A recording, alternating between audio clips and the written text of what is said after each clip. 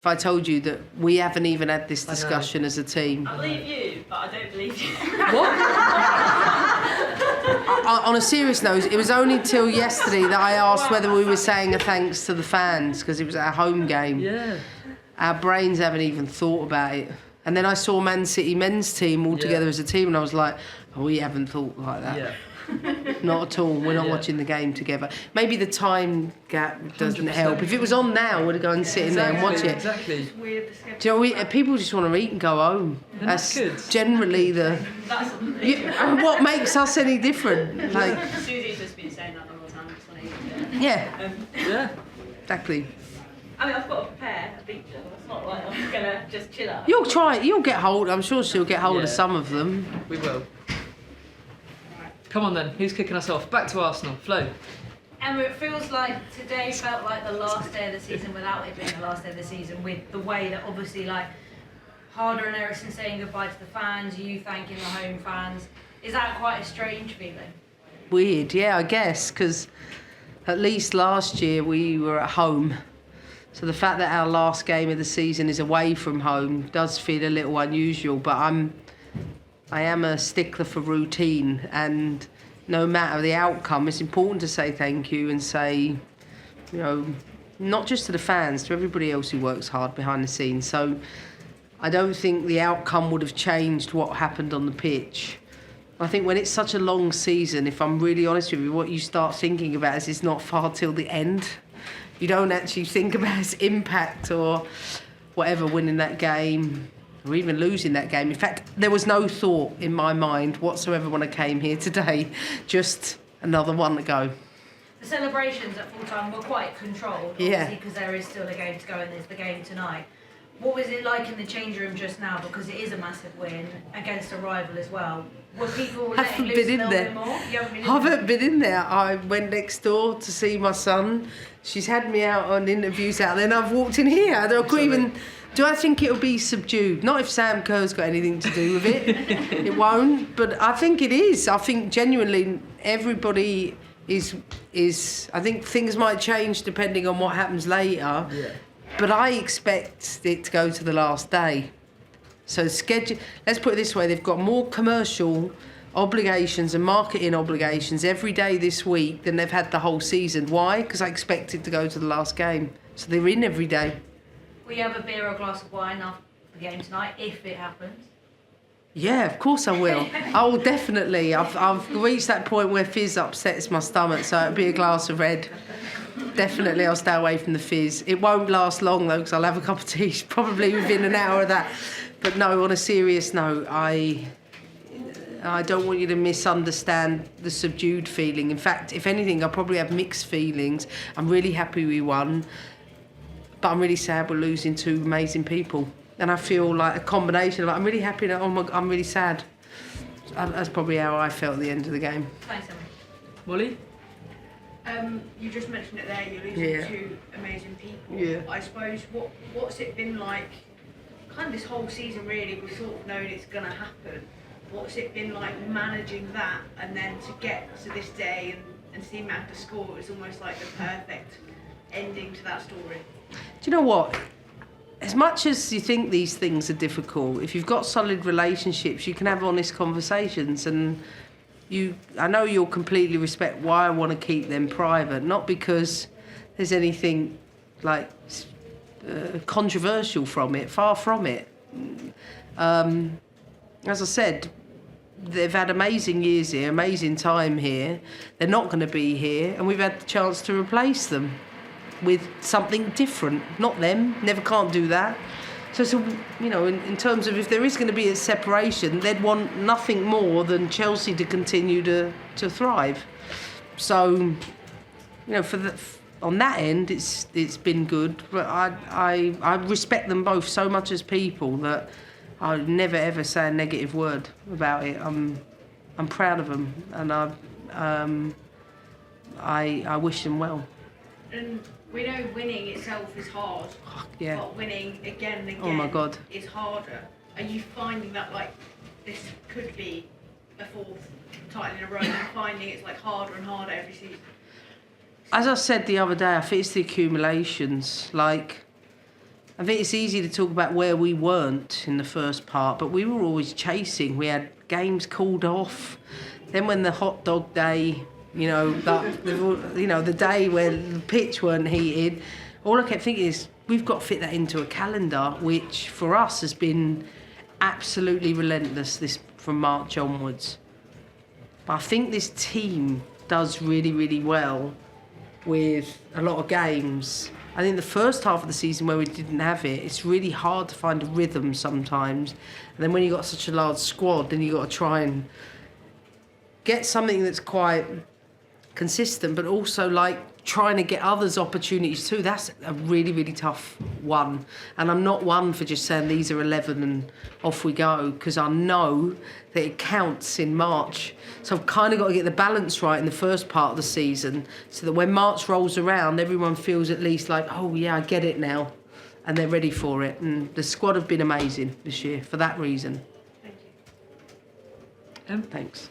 Yeah, just to go back on Magda obviously scoring, as Molly said, sort of like the perfect kind of farewell in a way. But when that went in, did you feel a bit of kind of that emotion that I'd imagine the fans would have felt, where you just felt so much love for Magda and what she'd done for the club? Yeah, absolutely. I was like, this is so fitting. Of course you scored today. No, everybody wants that. Everybody wanted that fairy tale for her, and I don't want to take anything away from P, but Meg's been our captain, our leader. I know the work that's gone on behind the scenes to get the team to where it is, the fucking hard conversations we've had to have. And I just looked the way she tucked the ball away, and I just looked onto the pitch and I thought, everyone just sees 11 people. All I see is the years of work in the background, the meetings, the analysis, the arguments, the disagreements. The good times, the fucking horrible times, the moments when you're sick of looking at each other as a team. I bet you guys feel the same way about each other, don't lie. It's all of that. It's all of those things. So when they come off in these moments, this team has this habit of peaking right when it matters, coming together right when it matters. And Magda sort of epitomises, I think, that at the very top. And but I should say Millie too, Maren too. There's 3 very senior leaders in our team. So I think it's important now the baton's going to be passed on to those players, because Magda's done a tremendous job of leading us with them. Sandra? Hi, Emma. I just wanted to ask what you think the kind of you mentioned the chase and the previous season Chelsea were leading for maybe longer period. What do you think it says for your team that they've been able to do this, to take the lead at the top of the table with Kirby out, with Penilla Harder being injured for much of the season, and Justin also Millie. Well, listen, it's always a cheap argument when most of the times when I come in, people just say we spend the most money, which we all know is not true. There's 3 clubs that probably are level pegging with the quality of the players that we have. So maybe we expect more trophies to be shared amongst us all. I'd probably expect that. Arsenal winning the Conti Cup, us the FA and the League, Barcelona or Wolfsburg winning the Champions League. Like, it's healthy for our league that this happens, and I think this will continue to happen. And as more investment starts to come into other teams, probably Manchester United, I think it will get even closer and even tighter. And listen, that makes a great product. It makes all of the storylines improve, the tactical, the technical conversations can keep improving, because the quality of the league is so tight that on any given week you don't know which way it's going to go. So yeah, for me, if we win the title, this will hands down be my favourite, because I think, I don't know why, but it will feel that way. I don't know why yet, if we do. Yeah. Emma, in recent weeks you've quite rightly criticised the team's cold start. Yeah. But today against Arsenal, everything suddenly clicked at kick-off. Because they're bored of me saying it. Is that what it is? I told them again today. Under no circumstances do we start the game like that again. I think it was something like 7 minutes before I know. Arsenal were even in Chelsea's half. Look, we played the Continental Cup final, and that wasn't acceptable from us. I'm not talking about the other team, I'm talking about my team, our standards. And those standards in terms of those basics that we didn't do that day, I felt players had the opportunity to redeem that today, and they did. And I felt those players who I will not name put themselves in a position where they did the most basic things that are expected of them at a much higher level or at a Chelsea level, and for that reason, at least our performance was better, regardless of Arsenal. But coming after this 3 games a week pattern, I think it's easier. really? Yeah. You ask the players. Some think, oh, you got 10 days between a game. You've got 10 days thinking about it. You've got 10 days over-training, over-analysing. Sometimes when you don't have all of that and you just get a momentum and a rhythm, players want to play games. Do you think they want to train? They don't want to train. They want to play games. You've got the weird luxury now of a week Yeah. between matches. Does that mean a different way of training this week? Like I said, if I get my phone out and showed you the schedule for the last week, you'd be like, oh my God, that's unbelievable. Seriously, I've got commercial and marketing appearances in and around our training. We've got individual meetings, we've got individual staff reviews, we've got team staff reviews. It's business as usual. Business as usual for us. We have to prepare for the pre-season and finishing off, making sure every department is clear on their expectations, and as we always do in our environment, we review where we have to keep improving. So yeah, business as usual. Hate to say it. Then we switch off. Next Saturday night, we switch off. It feels like For a week, I might add. Print that as well. it feels like a lifetime ago when we had that part of the season where you weren't able to be on the sidelines and you had to watch a few games from home. And it feels like such a rare scenario, situation where you can have a club kind of continue and you know that Paul and Denise and everything's kind of going to carry on, and you know you can trust them. I guess it feels like maybe at other clubs, you know, would that situation be replicated? It feels quite Well, maybe that's why it's my favourite year. Like I said before, my own personal health issues, that was freaking hard to come straight back into work to here and off the back of a hysterectomy. No question, trust me. I know now I've had one. But to do it knowing that I have the trust, the competency, the expertise around to be able to deliver that in a way where I trust these people with my life and vice versa. It's not about me, it's about the whole team, and I know on any given day that everybody can deliver at a high level because that's what the culture has been set, I would say, over a long period of time. So I'm so grateful to my staff that I'd be dead in the water without them. I know you said you asked before the game whether you'd be watching the United City game later. I think you said you'd probably carry some. Yeah. Is that still the case? You know what? Any of the parents in the room can really appreciate what I'm about to say. I was at work all day yesterday and I took him in with me. I've had midweek games on Wednesday nights, so imagine what I'm like in the mornings, most of them. I've had a game every weekend, so the pattern's been the same. He hasn't seen me, and he's had to come to work with me and he doesn't want to come. The only way I got him through this weekend was the promise that the game kicks off at 12:30 and we will be home, and I promise ice cream, bike rides, and while I would like to sit down and watch it, my son is the most important thing in my life, and he comes first today. Suze? Hands down. You made 6 changes to the midweek team. Yeah. Arsenal could only make 1 and enforce Yeah. 1 they probably wouldn't want it to make. Is that the difference? Is that what's got you through? I don't know, they never had a game last weekend. So, and for me, some could argue that I think the away game it's the away games, the away travel that makes that a little easier for us. But they also had last weekend off. And I know that at different points in the season, Jonas and I could talk about the games' accumulations. For us in this block, it was worse for us. They had a period where it was slightly different for them. I think it's been the same for us 2 teams the whole year. We've played 3 more games than them, I think.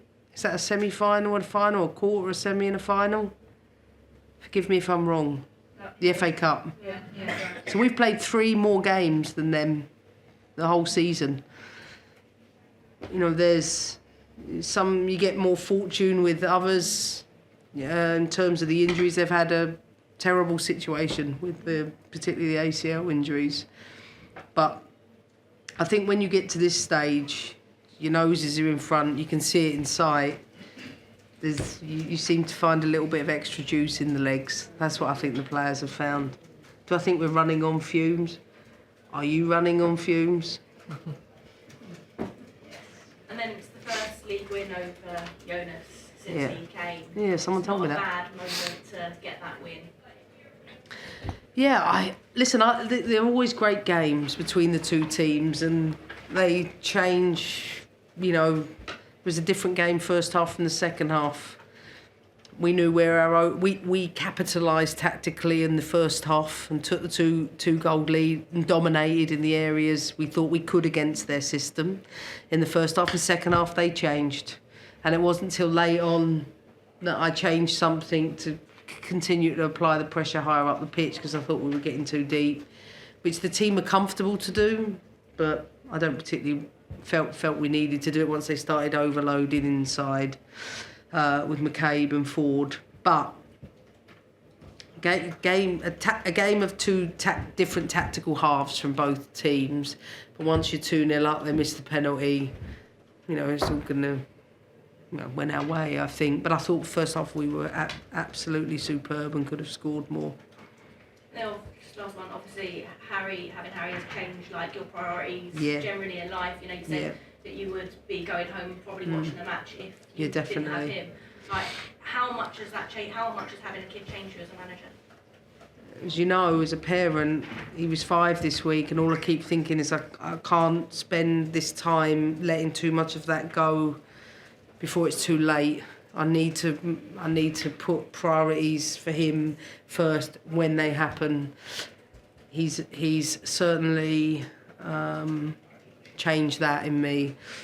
But as we know, we all, this whole room dedicates hundreds and thousands of hours to our profession, which is so antisocial that when we get the opportunity, you have to put the most important things first. And you know, there's been a lot of things going on in my life that beyond Harry, you know, my dad hasn't been well, and that I think life is just as important as football. So I'm prioritising life today. Has it changed the demands you put on players?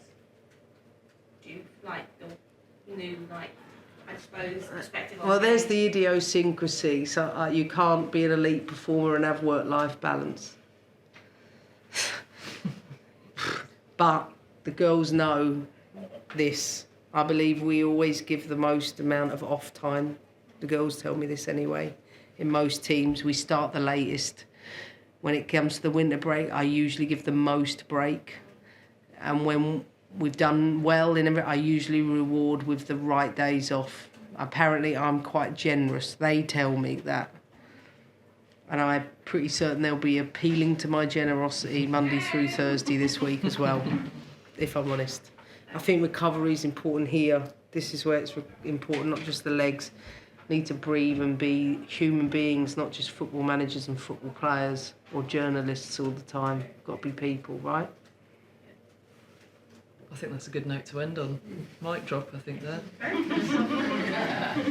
It's true, though. It is true. You know, we'll get so hyped on the winning and titles and battles. Just like, it's a job, man. Yeah, definitely. Have fun, guys. Thanks very much. I've totally lost it.